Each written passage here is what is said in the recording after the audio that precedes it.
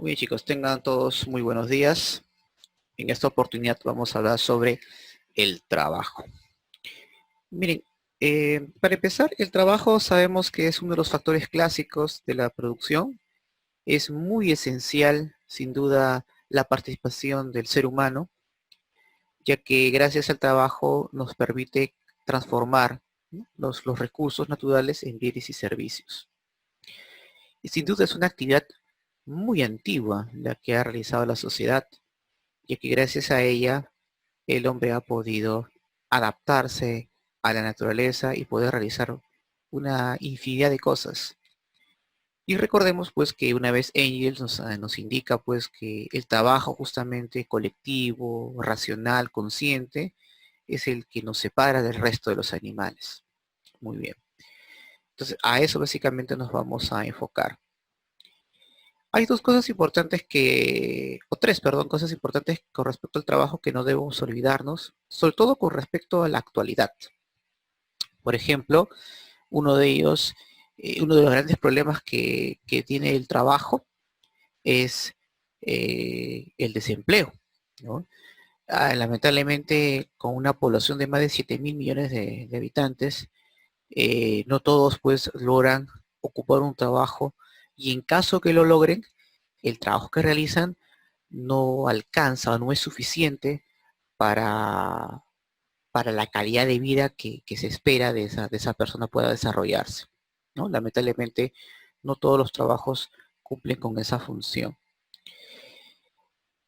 ¿Cuál es el gran problema del desempleo? Sin duda, pues la falta de racionalización y sin duda también, pues en este caso, tal vez otro aspecto importante es la participación del hombre en la producción, cosa que la economía de mercado pues no va a poder resolver, al menos en el tema de los, ¿no?, los neoclásicos, por ejemplo, no resuelven esa situación, ese problema.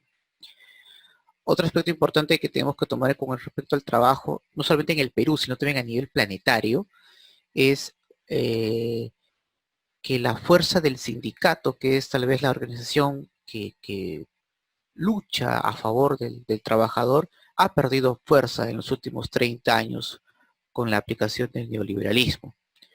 En el Perú, por ejemplo, la Constitución de 1993, la que está vigente, hay que recordar pues que habla sobre la flexibilidad laboral. Y si en el examen te preguntan qué es la flexibilidad laboral, rápidamente pues vas a responder pues que es la falta de protección de un trabajo seguro. Actualmente en el mercado laboral no hay un trabajo seguro. Lamentablemente las empresas tienen un control casi total de, o decidir, ¿no?, qué trabajador se queda, se va, y arbitrariamente puede incluso despedirlo y no darle pues la liquidación correspondiente.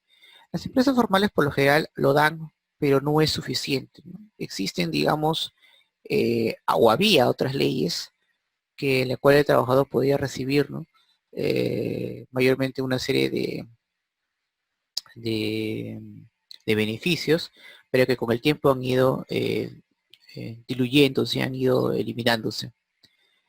Es más, en el trabajo actual han surgido otras modalidades para que la empresa pues no tenga responsabilidades en ellos o en sus trabajadores.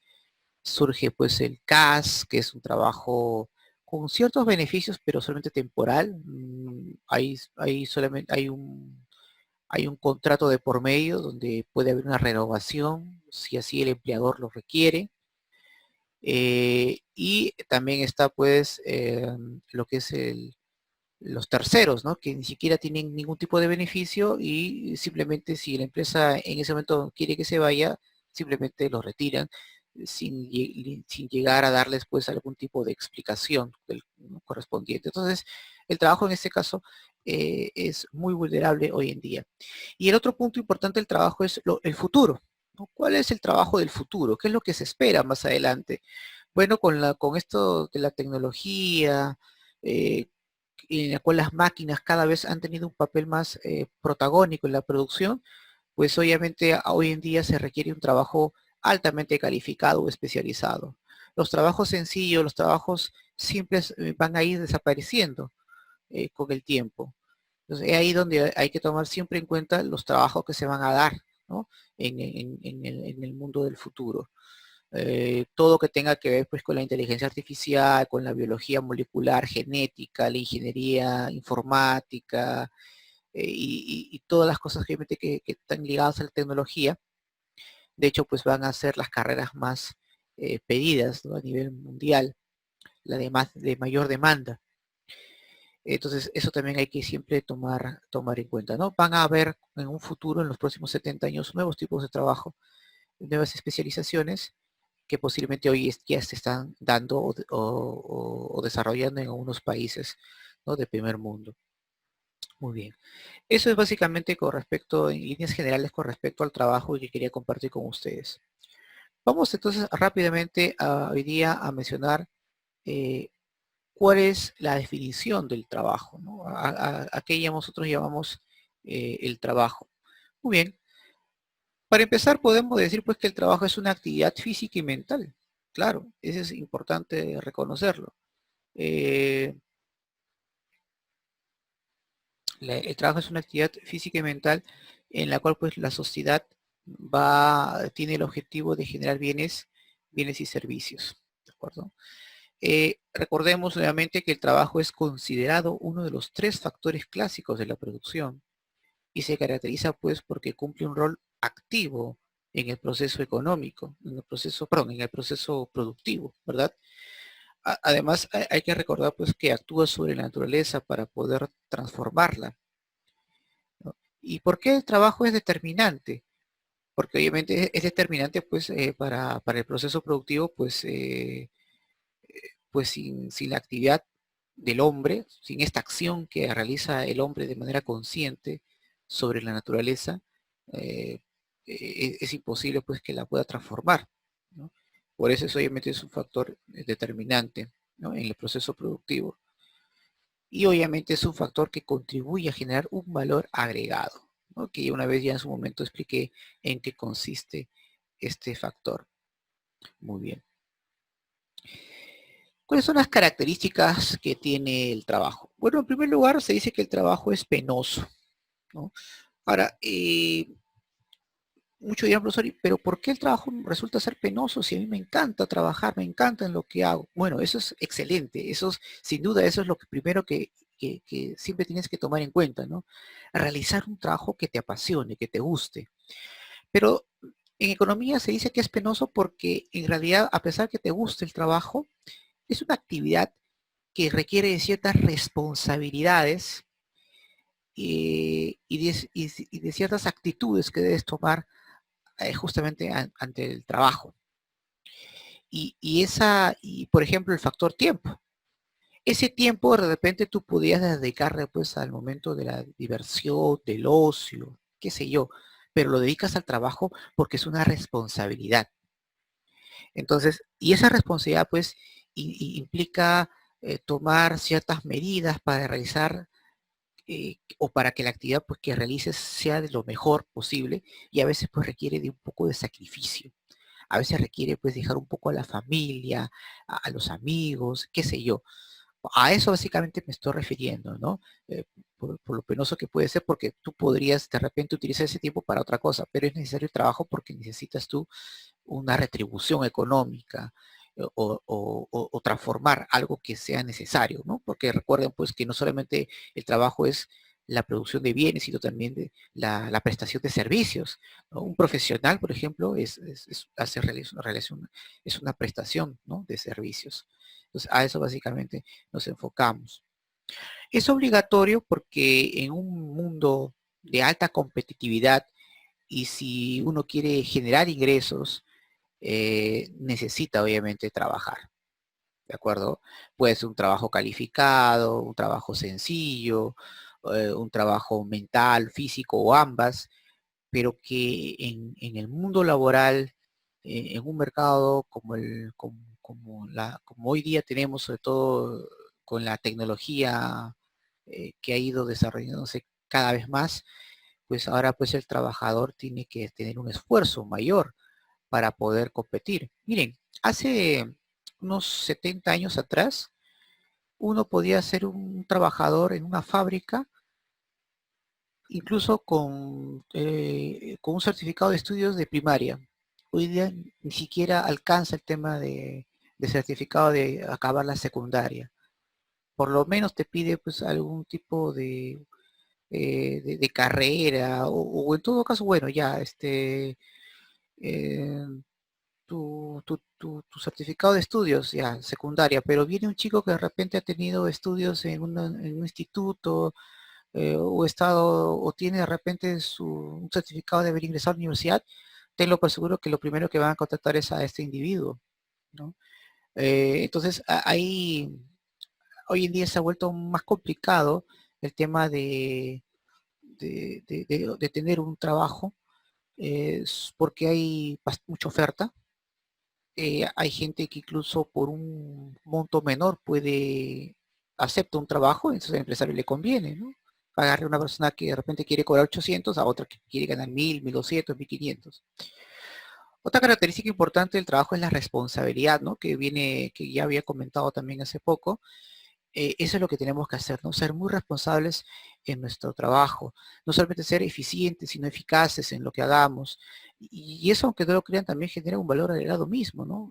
Porque nos va a permitir, pues, que las demás personas valoren nuestro trabajo y el reconocimiento del mismo. ¿Persigue un fin económico? Claro que persigue un fin económico, porque en el caso que presta servicios o fabrica, lo que quiere buscar es su retribución económica, ¿verdad? Y ese bien o servicio que se realiza también va a permitir pues la satisfacción de ese grupo de personas o de instituciones que van a recibir esa, esa prestación de servicios o ese bien ya realizado. Porque se dice que el trabajo es consciente, ¿no? ¿Qué es ser consciente? Y eso es obviamente algo que solamente los seres humanos tenemos. Muy bien. Cuando hablamos de consciente, y eso en psicología me imagino lo van a tocar, una persona consciente es saber que es en dónde o en qué espacio y tiempo realiza sus actividades, ¿no? Es consciente en el sentido de que el hombre conoce la realidad, ¿no? Una realidad objetiva, sabe lo que está realizando, ¿no? No lo hace solamente de manera automática, programada, no. La persona, el ser humano, eh, la, la actividad que realiza, eh, este ser humano tiene la capacidad de saber por qué lo hace, cuál es el objetivo, ¿no? Cuál es qué busca con esa actividad que va a realizar. A eso básicamente me refiero que es el trabajo consciente, ¿no? Ahora bien, ¿por qué se dice que es dignificante? Porque todo trabajo, sea sencillo, complejo, calificado, mental, físico, etcétera, eh, es valorado por la sociedad. Valorado en un sentido subjetivo, claro está, porque obviamente en el tema económico, lamentablemente, pues no todos los trabajos son valorados, ¿no? Hay trabajos que son altamente riesgosos, donde requiere mucha actividad física y sin embargo, pues la compensación, digamos, no es suficiente. Existen hoy en día, en el mundo globalizado, trabajos aparentemente fáciles, pero que la gente cobra mucho dinero, y hay otros trabajos complicados donde es riesgoso, sin embargo la compensación no es suficiente, ¿no? ¿Verdad? Por ejemplo, en el tema de construcción, más o menos un trabajador puede ganar pues a la semana sus 1500 soles, pero es muy riesgoso. Mientras, por ejemplo, un agente de bolsa con una simple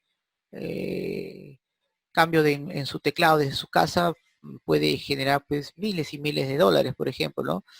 Claro, tú dirías, profesor, pero el agente de bolsa es un profesional, claro. El hecho de haber llevado una especialización en un trabajo, obviamente, en el cual le da una gran rentabilidad, claro que sí se puede, de hecho, eso ocurre. Pero depende también pues del momento, porque recuerden que cuando el mundo de las finanzas hoy en día está paralizada, el turismo también, entonces esa actividad ya ha ido decreciendo enormemente, por la cual pues otros tipos de trabajo han ido creciendo. A eso me refiero que no todo el trabajo que un momento está arriba va a mantenerse. Va a haber un momento en que el cual pues el trabajo también que se realiza va a decaer, por supuesto, ¿no? Eso es factible, ¿no? Por ejemplo, el mundo financiero ha crecido en los últimos 20 años porque justamente la globalización ha permitido, ¿no?, que la élite financiera haya tomado las riendas de la economía mundial. Pero con este tema de lo que estamos pasando hoy en día, se ha ido decayendo. Entonces, están surgiendo otros tipos de trabajo aprovechando obviamente la coyuntura. Entonces, eso también hay que tomar en cuenta. Pero algo que nunca va a cambiar es el trabajo calificado. Si nosotros queremos siempre tener una posición económica expectante, tenemos que tener una especialización en un determinado trabajo. Como yo le mencioné hace poco, el trabajo sencillo, el trabajo simple va a desaparecer con el tiempo, ¿no? Entonces, lo importante es tener una especialización al margen de la profesión que ustedes hayan elegido, ¿de acuerdo? Eso sin duda tiene que ser algo que tiene que ser, que estar en su meta, ¿de acuerdo? Eso nunca deben olvidarse. Muy bien, perfecto. Algo más que te quisiera yo aclarar antes de continuar la siguiente diapositiva, es resaltando a Federico Engels, ¿no? Hay que recordar pues que desde el enfoque socialista, ¿no?, el trabajo es una actividad social, ¿de acuerdo? Que considera al hombre pues como un producto, como producto del trabajo. Ah, interesante lo que dicen los socialistas. Por ejemplo, Engels decía pues que el trabajo es la fuente de toda riqueza. Afirman pues los especialistas en economía política, por ejemplo, ¿no? Lo resaltan bastante eso, lo de Engels, ¿de acuerdo? Eh, y los socialistas pues dicen que es cierto, ¿no? En efecto, es cierto, porque a la par de que la naturaleza pues le provee de los materiales que él, ¿no?, que el hombre, lo convierte en una riqueza, ¿de acuerdo? Eh, pero el trabajo, dicen los socialistas, es mucho más que eso. Es la condición básica y fundamental de toda vida humana, ¿no? Y lo es a tal grado, según los socialistas, eh, que hasta cierto punto pues debemos decir pues que el trabajo ha creado al propio hombre, ¿no? Hasta ahí llega obviamente ese planteamiento. Ahora, este enfoque pues manifiesta pues que el estudio del trabajo en el capitalismo está orientado pues a descubrir las causas esenciales de la situación de los millones de trabajadores explotados, creadores pues de la riqueza, pero privados de ella y de la propiedad, ¿no? Eso nos vamos a enfocar más cuando empecemos a tocar el tema de la fuerza de trabajo y todo ello. ¿De acuerdo? Muy bien. Vamos entonces a continuar. A ver, un ratito. Muy bien. Vamos hoy a hablar rápidamente de lo que es la fuerza de trabajo. Muy bien. Bueno, la fuerza de trabajo es una categoría de la escuela socialista en la cual pues considera pues como el conjunto de facultades físicas y mentales, hablamos de la fuerza muscular, habilidades y experiencias obviamente, que posee todo ser humano y pueden ser empleadas en la transformación de la naturaleza. Ahora, en el capitalismo, jóvenes, la fuerza de trabajo se convierte en una mercancía que se compra y se vende. Es decir, la actividad del hombre es la fuerza de trabajo, es la que impulsa, la que genera los bienes y servicios o la prestación de servicios. Pero como acabo de mencionar, en el mundo capitalista, pues la fuerza de trabajo es una mercancía más. ¿Por qué? Porque tiene un precio. ¿Cuál es el precio del trabajador? Su salario, ¿de acuerdo? Su salario. A eso básicamente nos estamos enfocando, ¿de acuerdo? Muy bien. ¿Y eso cómo puede usted decirlo, profesor? Justamente con esto de que estoy aquí mencionando. Miren, vamos a hablar un poco sobre la retribución del trabajo, bajo dos enfoques, ¿no? El enfoque neoclásico y el enfoque socialista, y vamos hoy día a ver, pues, quién tiene la razón. A ver, por ejemplo, el pago del trabajador por su labor se denomina salario, ¿de acuerdo? No se vayan a olvidar eso, por favor. Ahora, desde un punto del enfoque neoclásico, el trabajador recibe un pago de acuerdo a su eficiencia o productividad, ¿de acuerdo? No debemos olvidarnos. En el mundo de hoy, pues, recordemos pues que se remunera a los trabajadores de acuerdo a su aporte al valor de la empresa. ¿De acuerdo? Entonces, es así pues que un gerente, por ejemplo, puede mantener un mayor salario al de un operario, puede tener pues un mayor salario al de un operario de máquina, puesto que su aporte, por ejemplo, o productividad a la empresa es mayor a que la de este, por ejemplo. Claro. Entonces, yo digo, este trabajador que dirige a los demás, bueno, por su eficiencia y eficacia me está ayudando a generar, le voy a pagar más. Entonces, solamente le está retribuyendo por su tiempo, por la actividad que está realizando en la empresa. En cambio, el factor o la escuela socialista considera pues que el salario que se le paga al trabajador es una parte nada más del valor generado por él. La otra parte no le ha sido retribuida. Y esa retribución no compensada, jóvenes, se le llama plusvalía. Es un término que Karl Marx había desarrollado en sus trabajos. Entonces, de acuerdo a esto, en el sistema capitalista, ¿no? El que es dueño de los medios de producción, o sea, el empresario, ¿no? Se apropia de esa plusvalía, que es la fuente de riqueza de la clase capitalista. Ahora, no he colocado acá, lamentablemente, eh, una pequeña esquema, pero, por ejemplo, me gustaría compartir con ustedes lo que voy a mencionarles en estos momentos, ¿no? Por ejemplo, el valor total generado por el obrero es su salario más la plusvalía. ¿Qué es el salario? Es el tiempo de trabajo necesario en el proceso de producción, ¿verdad? Pero hay otra parte que es el tiempo de trabajo excedente, en el cual el empresario no está compensándolo. Y eso es obviamente lo que vamos a tomar en cuenta. Una vez yo di un ejemplo eh, para enfocarnos el tema de la plusvalía, ¿no? Imaginemos pues tenemos una fábrica de zapatos, a cada uno de mis trabajadores voy a darle 1.000 soles de salario por sus horas de trabajo. Si tengo 20, obviamente estoy yo invirtiendo 20.000 soles mensuales, pero yo sé que cada trabajador me va a producir con las máquinas que les estoy proporcionando 100 pares de zapatos, cada uno de ellos. O sea, hablamos en este caso de unos 2.000 pares de zapatos aproximadamente que me van a vender en total de los trabajadores. Y cada par de zapatos, pues en el mercado está 200, por la cual 100 invertido y 100 en mi ganancia.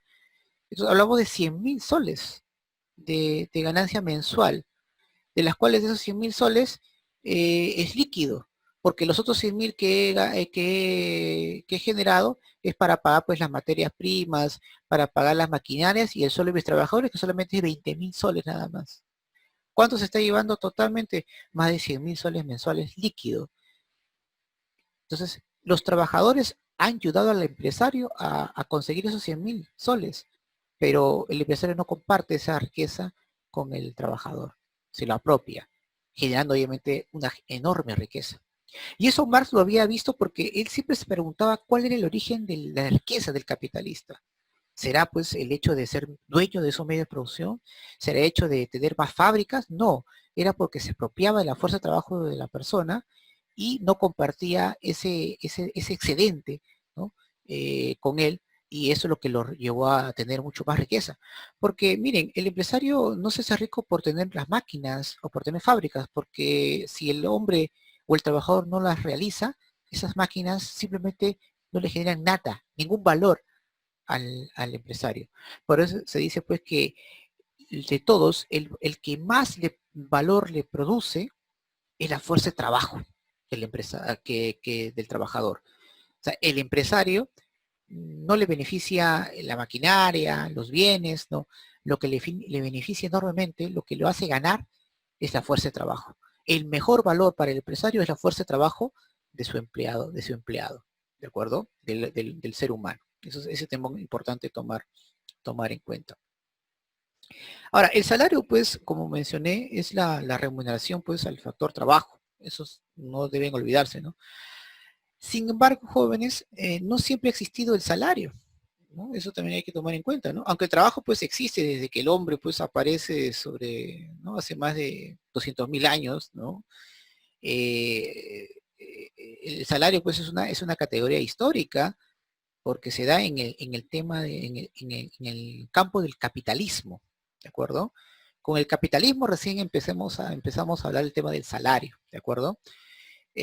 Solo en este sistema ¿no? El trabajo tiene pues una remuneración pagada, ¿cierto? A través de un salario, por el cual pues se le denomina trabajo asalariado. Pero hay formas de retribución, ¿no? El salario es algo general, pero de acuerdo a la actividad que tú realices, sea simple, calificado, etcétera, hay formas de retribución. Y eso lo vamos hoy día a mencionar el día de hoy, ¿de acuerdo? Vamos a hablar sobre el salario nominal, el salario real, por ejemplo, y otras formas también, ¿no? Como el salario por tiempo, el salario a destajo, ¿de acuerdo? Muy bien. Empecemos entonces con el salario nominal, ¿no? Aquí llamamos salario nominal. Se dice que el salario nominal es la cantidad de unidades monetarias que recibe el trabajador, ¿no? Por su actividad, por su trabajo, ¿de acuerdo? En este caso es la expresión monetaria del precio del trabajo, ¿no? Eh, Nominal porque recibe de manera tangible un dinero. Por ejemplo, ¿no? Yo he realizado mi actividad y estoy recibiendo 2.000 soles. Ah, ese es tu salario nominal, porque tu trabajo tiene un precio. Tu trabajo cuesta 2.000 soles. Yo realizo tal actividad y gano 800. Ah, tu salario nominal es de 800 soles. Ese es el precio de tu trabajo. ¿De acuerdo? Es el valor simbólico de tu trabajo. ¿De acuerdo? Muy bien. Pero hay un detalle también importante, ¿no? El salario real. Es la cantidad de bienes y servicios que el trabajador puede adquirir con la cantidad del dinero, ¿no? Que recibe, en este caso de salario nominal, ¿no? Es también pues la relación que existe entre la canasta de bienes y servicios con el salario nominal y los precios. O sea, acá solamente se ve pues el tema del poder adquisitivo. Es decir, si a mí me dicen, profesor, y en síntesis, ¿qué podría ser el salario real? Pues es la capacidad adquisitiva que tú tienes para poder adquirir bienes y servicios, que a veces no está muy compensada con, con el salario real, perdón, con el salario nominal. ¿Por qué? Porque yo puedo ganar, por ejemplo, 1.000 soles, que es mi salario nominal, pero de acuerdo a la economía o el lugar donde yo vivo, a veces pues no es suficiente ese dinero porque no alcanza para poder comprar lo necesario de bienes y servicios. Por ejemplo, el Instituto Nacional de Estadística e Informática, el INEI, considera pues que lo mínimo, por ejemplo, para la canasta familiar es de 2.000 soles. Hay otras instituciones privadas que consideran pues que lo mínimo para poder tener una calidad de vida óptima sin familia, obviamente, es de 2.500 a 3.000 soles. O sea que el salario mínimo, que ahora vamos a ver más adelante, que debe recibir una persona para tener una calidad óptima es de 3.000 soles aproximadamente. Pero sabemos que el salario mínimo no llega ni siquiera a 1.000, ¿verdad? Entonces ahí vemos pues esa diferencia, ¿no? Enorme que existe entre el salario nominal y el salario real. Y eso se refleja más cuando un país está en inflación. ¿De acuerdo? La inflación, por ejemplo, hace pues que el salario nominal y el salario real no tengan compatibilidad alguna. Yo puedo ganar, por ejemplo, 1.000.000 de soles, pero la inflación ha hecho pues que este valor nominal no pueda comprar ni siquiera un par de galletas, por ejemplo. En el primer gobierno de Alan García, por ejemplo, había 1.000.000 de intis que no alcanzaba para comprar un par de tarros de leche.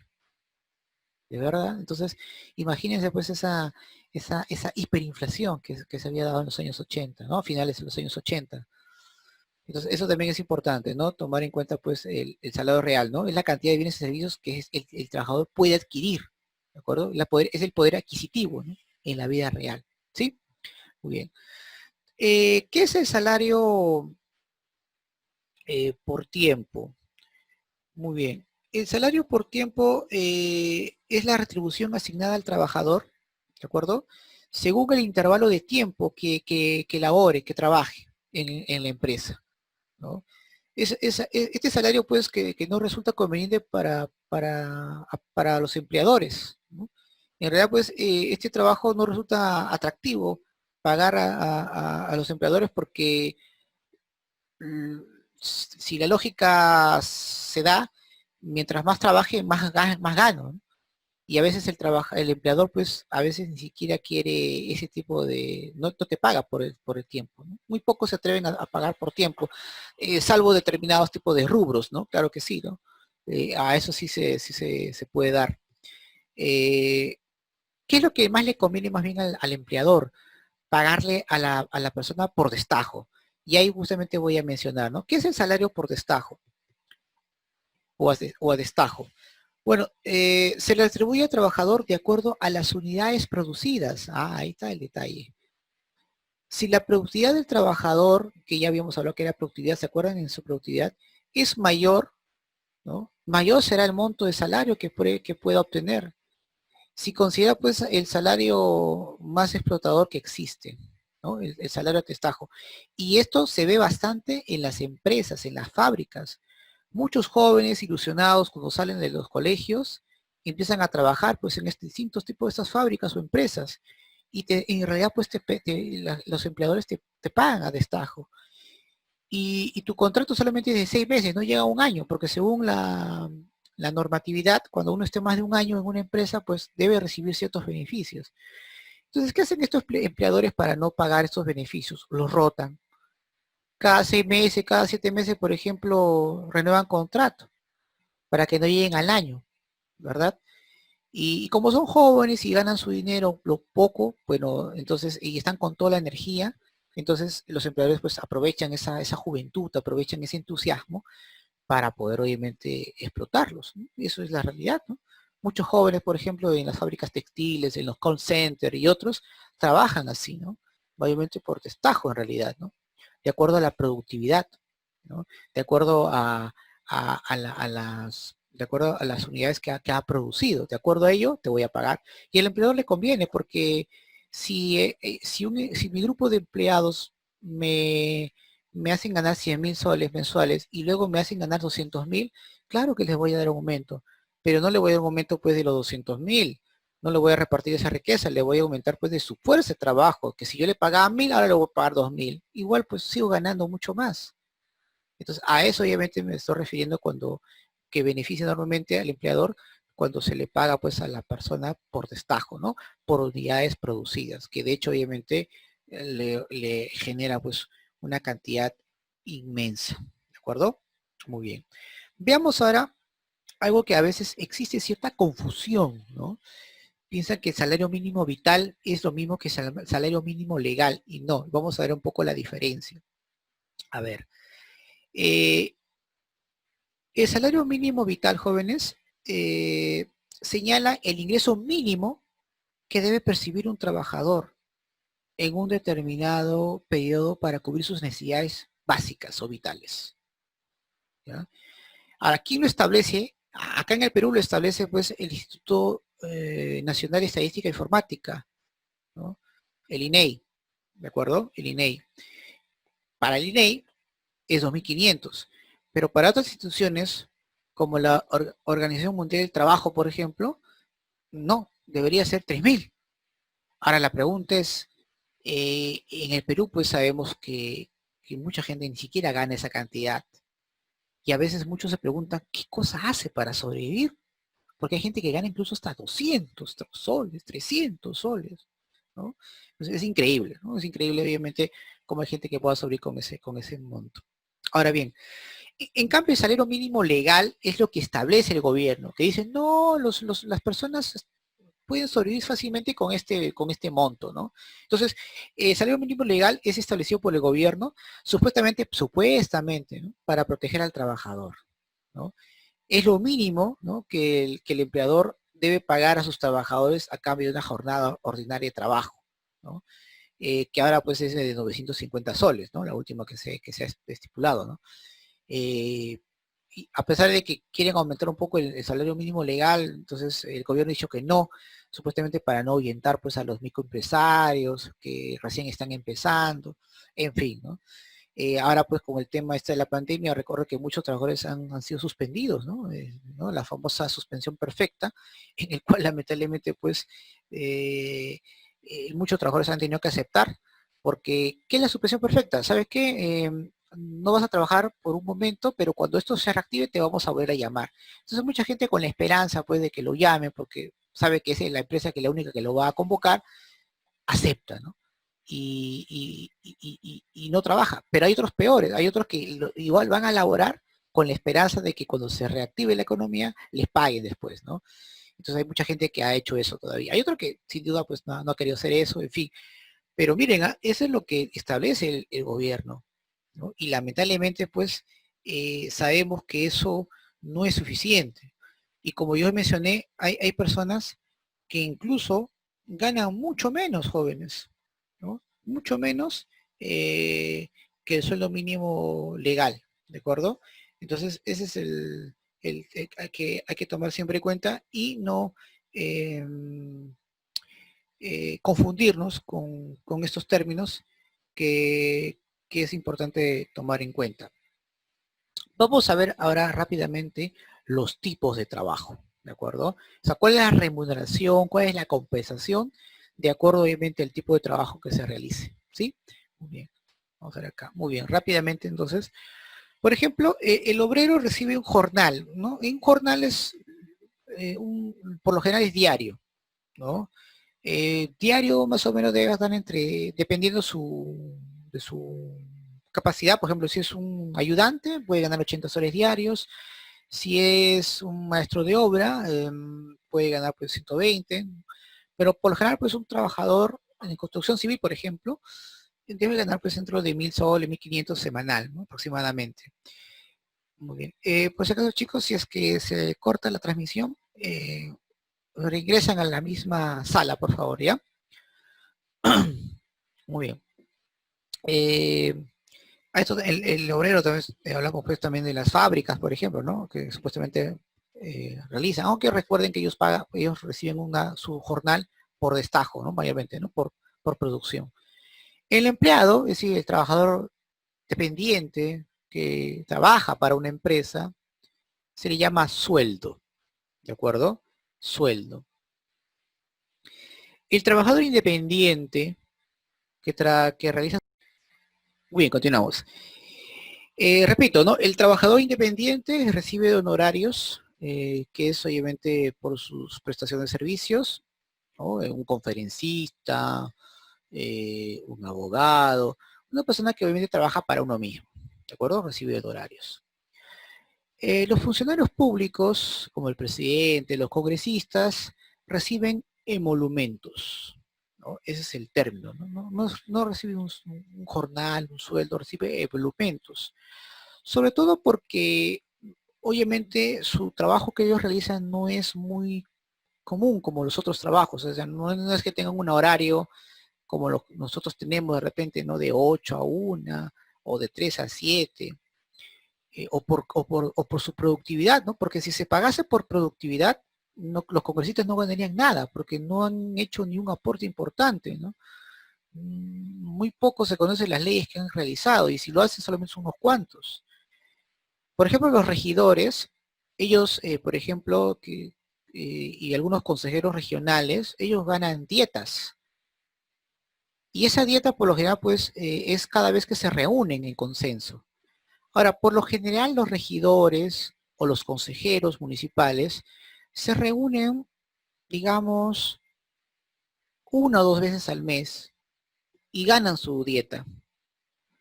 Ahora, esta dieta, pues tú dirías, profesor, pero entonces gana muy poco si se reúne una o dos veces al mes. Sí, pero esas dietas están entre 3.000 a 3.500 aproximadamente, ¿no? O sea, imagínate que hagan 4 reuniones, ¿no? En los próximos 4 meses. ¿Cuánto ganarían? Eso es suficiente, ¿no? O sea, con dos dietas ya tienen casi 7.000 soles, ¿no? Con dos reuniones que puedan hacer, ¿no? Igual, ¿no? El Congreso también pues labora una vez a la semana, ¿no? Y sabemos que gana más de 25.000 soles mensuales, aparte de otros salarios, en fin. Solo la comisión permanente pues está casi todos los días, ¿no? Pero casi la mayoría de los congresistas laboran pues una vez a la semana y más ahora pues con el tema de la pandemia, su labor pues es mínima y encima lo hacen desde casa, ¿no? Ya unas cuantas reunioncitas nada más, ya están ganando sus 25.000 tranquilamente, ¿no? Entonces, imagínense esa diferencia, ¿no? Dramática que hay, ¿no? Un conferencista puede ganar pues fácilmente 30.000, 40.000 dólares por 2 horas de conferencia, ¿no? Dependiendo pues de la calidad, ¿no? De este especialista en el tema. En fin, ¿no? Hay trabajos pues para todo tipo, ¿no? Entonces es importante mencionar, ¿no? Muy bien. Perdón. Antes de hablar un poco sobre la población económicamente activa, quiero resaltar con ustedes un poco sobre lo que es la división del trabajo. Lo voy a señalar nada más, porque el tiempo tampoco no nos va a permitir desarrollarlo un poco más. Bueno, la división del trabajo consiste pues en dividir las tareas, ¿no? De esta manera pues va a permitir incrementar la productividad, ¿no? Ante una mejor, en este caso, tercerización de trabajadores de una empresa y en la cual pues logra una mayor productividad, ¿no? Y esto lo hemos visto básicamente desde el tiempo del paleolítico, ¿no? Cuando los seres humanos empezaron a dividirse los trabajos para mejorar, ¿no? La cacería, ¿no? Recuerden eso. En el neolítico también pues la división de trabajo también se disparce más, sobre todo cuando se logra desarrollar la agricultura. Pero en tiempos modernos, jóvenes, sobre todo en el tema del capitalismo, la división de trabajo ha sido mucho más no solamente exigente, sino más complejo, ¿de acuerdo? A repetir, ¿no? Históricamente, pues, la división del trabajo, ¿no? Se presentó desde la comunidad primitiva a través, pues, de las actividades de la caza, recolección, ¿no?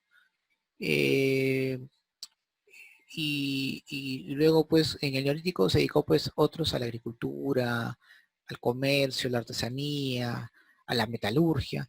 Pero en el tiempo del capitalismo ahora ha ido cambiando, ¿no? En tiempo del capitalismo ahora la división ha ido cada vez más, se ha ido más, se ha vuelto en especializaciones. Tanto es así, por ejemplo, que hoy nos hemos quedado pues con tres tipos de división de trabajos que ha permitido una mayor productividad, ¿no? Una de ellas es el Fordismo, el Taylorismo, el Toyotismo, ¿no? Que incluso muchas empresas hoy en día manejan ese tipo de especialización, ¿no? Porque saben que eso le va a producir una mayor productividad, ¿no? Ya tocaremos ese tema de repente en economía en un seminario, ¿no? Que me parece interesante tocarlo. Muy bien. Veamos entonces un poco sobre el trabajo en el ámbito demográfico, ¿no? En la cual pues vamos a dividirlo en dos, ¿no? La población económicamente activa, es decir, la población que está en capacidad para poder laborar, pero también hay una población que lamentablemente no lo puede hacer por varias circunstancias, que ahora lo vamos a mencionar, ¿de acuerdo? Muy bien. Pero antes de hablar un poco sobre la población económicamente activa y la población económicamente inactiva, algo rápido nada más con respecto, jóvenes, a los aspectos demográficos del trabajo que es importante que lo tengan en cuenta. De toda la población que existe en un país, ¿no? Una parte se halla realizando actividades productivas, que están en la PEA, obviamente, ¿no? Pero otras no, la población económicamente inactiva. Es importante conocer aquella parte de la población con capacidad y disposición de trabajar, para así conocer pues la fuerza laboral con la que se cuenta. Eso, por ejemplo, en Europa está pasando por un gran problema, porque la población económicamente activa está muy vieja y no hay una renovación. Hay tecnología, hay puestos de trabajo, pero lamentablemente no puede ser cubierta porque la gran mayoría que está todavía en actividad ya tiene su edad. En cambio, en América Latina, sobre todo en el Perú, es al revés. Tenemos una gran cantidad de jóvenes, pero que no tienen oportunidad para poder laborar porque no hay la tecnología necesaria, los puestos de trabajo son muy escasos, entonces eso produce pues una deserción tremenda. Recordemos que el año pasado hay un informe que más de 1 millón de jóvenes están sin trabajar ni estudiar, los famosos minis, ¿no? ni estudia ni trabaja, ¿de acuerdo? Entonces es muy preocupante porque de ese millón hay una preocupación importante porque se pueden ir pues para de repente pues pueden ser persuadidos para algo malo, ¿no? Para la delincuencia, la drogadicción, en fin, porque el chico pues se llega a frustrarse cuando no consigue algo que quiere realizar, ¿no? Entonces eso también es algo que preocupa bastante. Económicamente jóvenes, la población se divide se divide en edad de trabajar, que es aquellos compuesta por personas que en el Perú ya ha sido rebajada, es decir, a partir de los 14 años ya puede trabajar, ¿de acuerdo? Eh, y una población, la que no trabaja, es obviamente compuesta por aquellos que son menores de 14 años, ¿no? Claro, ese chico de 14 años aparentemente necesita, pues, los permisos de los padres, pero vemos que en realidad ni siquiera estamos hablando de 14 años, hay niños que laboran de los 8 años, 7 años, ¿no? De manera impune, ¿no? Y eso obviamente es algo que tiene que castigarse. Pero a veces lo vemos como algo normal, ¿no? Un chiquito que pide limón, que ven su caramelito, todo ello. Pero si nosotros fuéramos realmente conscientes de las leyes laborales en el Perú, y de los derechos humanos, nosotros nos estaríamos indignados, pero como nos hemos acostumbrado a ese tipo de imágenes, prácticamente no reaccionamos. Pero de repente un extranjero, o que esto ocurre en otro país donde sí conocen bastante el tema de leyes, sí sería algo indignante, porque en real lo es, ¿no? Lo es, pero sin embargo, lo vemos a vista y paciencia y lo tomamos como algo natural, ¿de acuerdo? Muy bien. Dentro de la población económicamente activa, tenemos a la población económicamente ocupada y la otra desocupada. ¿Quiénes son la población económicamente ocupada? Bueno, aquellos pues que tienen un empleo seguro, por ejemplo, ¿no? Aquellos que perciben y que no tienen ningún tipo de problemas. Siguen laborando, siguen recibiendo su sueldo o su salario en este caso. Ahora bien, eh, tenemos pues al subempleado, es decir, a aquella persona que trabaja pero no de manera formal y que es en la mayoría, en el Perú es eso. Recuerden que más del 85% hay informalidad, ¿de acuerdo? Eh, Ahora este subempleado pues trabaja por horas o por los ingresos, ¿no?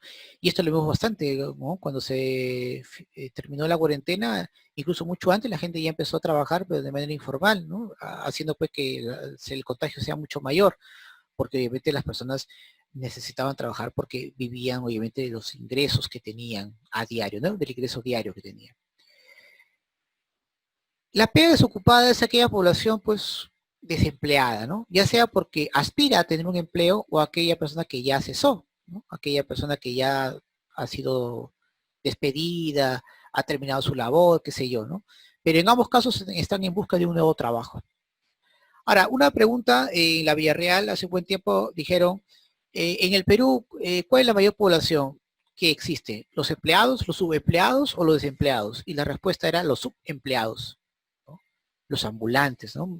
Así se le conoce, ¿no? En el Perú, ¿no? Lo conocemos como los ambulantes, aunque debería llamarse esos subempleados, ese es el término correcto.